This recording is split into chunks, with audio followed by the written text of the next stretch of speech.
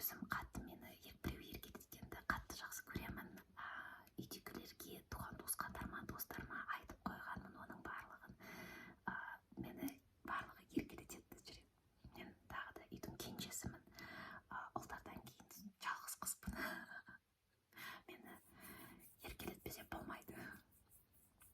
Ал енді жақсылап ұйықтап жайлы тұруларыңыз үшін мен сіздерді бір жақсы сөздер айтып ұйықтатайын.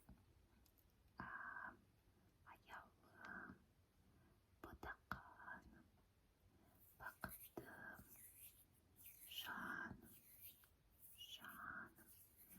жалғызым, арманым, балым, қайраттым, сүйіктім, сүйгенім, еркем, қымбаттым, күнім,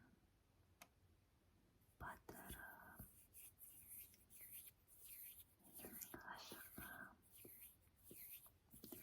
нұрым, сұлуым, теңім менің, асқарым, арыстаным, батылым,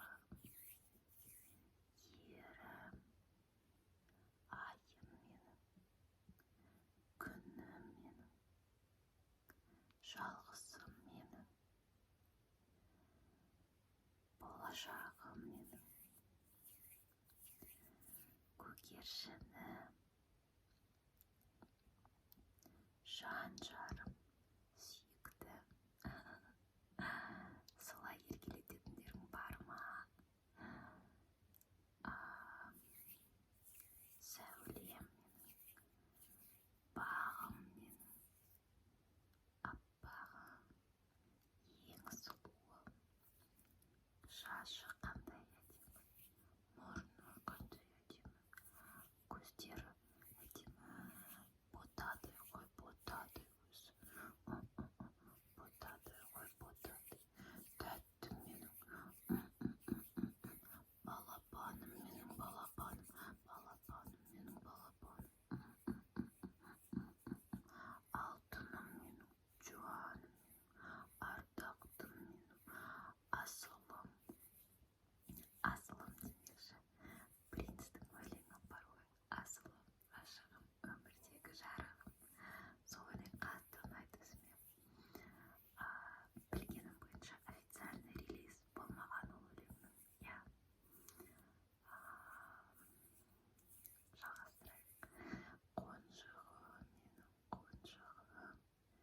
Бұрын мен осылай көп еркелететін еді. Қонжығым менің, қонжығым. Аңсағаным, аңсағаным. Аңсап қана алдым өзім, аңсап қана.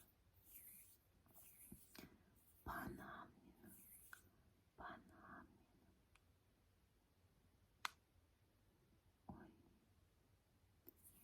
мен негізі хрустеть етіп жатыр қолдарым. Мейірімім менің, мейірімді менің. Ертеңгі күн